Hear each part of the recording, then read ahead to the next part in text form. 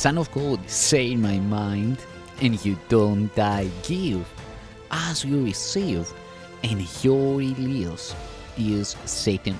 This is the part 269 in the series Christ's Forgiveness, How to Manifest Immortality, Season 2. And this is the message of the holy relationship. Let reason take another step.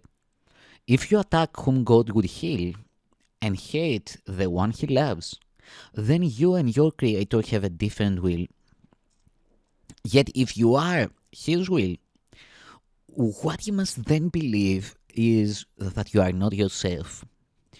You can indeed believe this, and you do. And you have faith in this and see much evidence on its behalf. And where you wander does your strange uneasiness, your sense of being disconnected and your haunting fear of lack of meaning in yourself arise? It is as though you wandered in without a plan of any kind except to wander off, for only that seems Satan. Yet we have had a very similar description earlier, but it was not of you. But still, this a strange idea which it does accurately describe. You think as you. Reason would tell you that the world you see through eyes that are not yours must make no sense to you. To whom would seeing such as this send back its messages?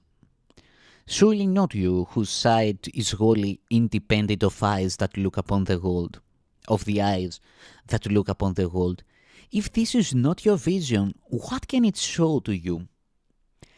The brain cannot interpret what your vision sees. This you would understand. The brain interprets to the body of which it is a part. But what it says, you cannot understand. Yet you have listened to it, and long and hard you tried to understand its messages.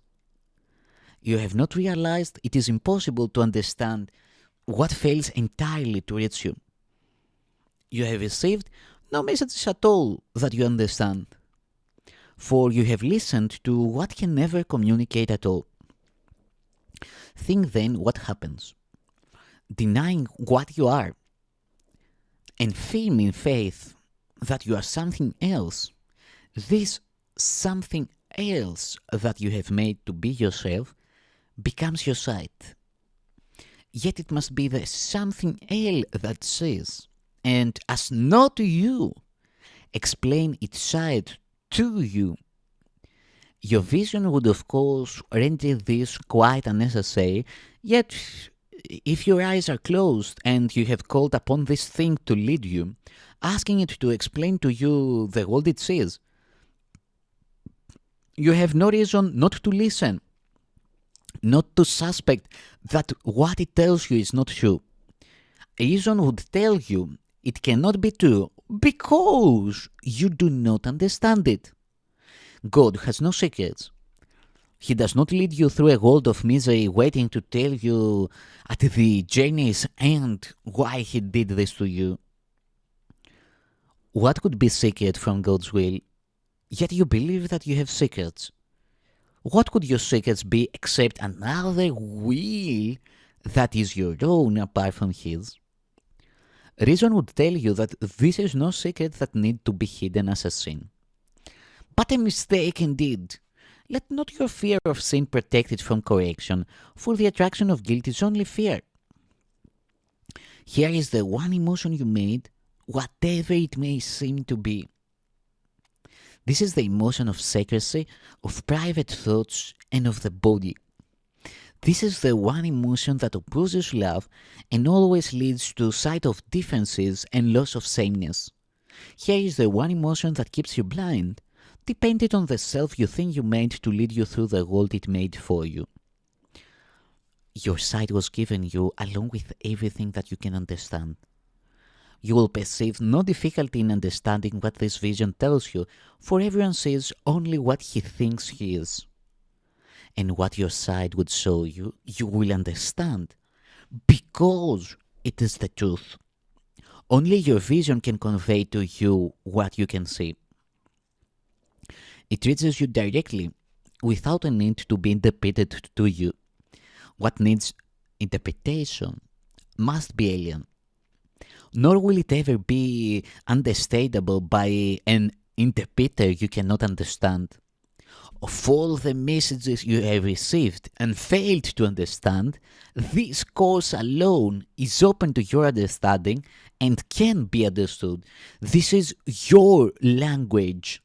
You do not understand it yet only because your whole communication is like a baby's. The sounds a baby makes and what he hears are highly unreliable, meaning different things to him at different times. Neither the sounds he hears nor sights he sees are stable as yet. But what he hears and does not understand will be his native tongue, through which he will communicate with those around him and they with him.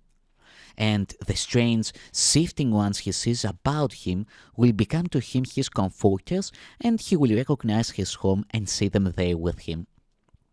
So, in its holy relationship is the ability to communicate instead of separately born. One more time. So, in its holy relationship is the ability to communicate instead of separately born. Yet a holy relationship so recently reborn itself from an unholy relationship and yet more ancient than the old illusion it has replaced, is like a baby now in its rebirth. Still in this infant is your vision returned to you, and he will speak the language you can understand. He is not nurtured by the something else you thought was you. He was not given there, nor was received by anything except yourself. For no two brothers can unite except through Christ, whose vision sees them as one. Think what is given you, my holy brother. This child will teach you what you do not understand, and make it plain. For his will be no alien tongue. He will need no interpreter to you, for it was you who taught him what he knows, because you knew it. He would not come to anyone but you, never to something else. Where Christ has entered, no one is alone, for never could he find a home in separate ones. Yet must he be reborn into his ancient home, so seeming new and yet as old as he, a tiny newcomer, depended on the holiness of your relationship to let him live. Be certain God did not entrust his son to the unworthy. Nothing but what is part of him is worthy of being joined, nor is it possible that anything not part of him can join. Communication must have been restored to those who join, for this they could not do through bodies. What then has joined them? Reason will tell you that they must have seen each other through a vision not of the body, and communicated in a language the body does not speak. Nor could it be a fearful sight or sound that drew them gently into one. Rather, in its the other saw the perfect shelter, where his true self could be reborn in safety and in peace. Such did his reason tell him, such he believed, because it was the truth. Here is the first direct perception that you can make. You make it through awareness older than perception, and yet reborn in just an instant. For what is time to what was always so? Think what that instant brought. The recognition that the something else you thought was you is an illusion. And truth came instantly to show you where your true self must be. It is denial of illusions. It is denial of illusions that calls on truth. For to deny illusions is to recognize that fear is meaningless. Into the holy home where fear is powerless, love enters thankfully, grateful that it is one with you who joined to let it enter. Christ comes to what is like himself, the same, not different, for he is always drawn unto himself. What is like him as a holy relationship? What is us like him as a holy relationship? What is us like him as a holy relationship? And what draws you together, draws him to you. Here are his sweetness and his gentle innocence protected from attack. And here can he retain in confidence, for faith in one another is always faith in him. You are indeed correct in looking on each other as his chosen home, for here you will with him and with his Father. This is your Father's will for you, and yours with his.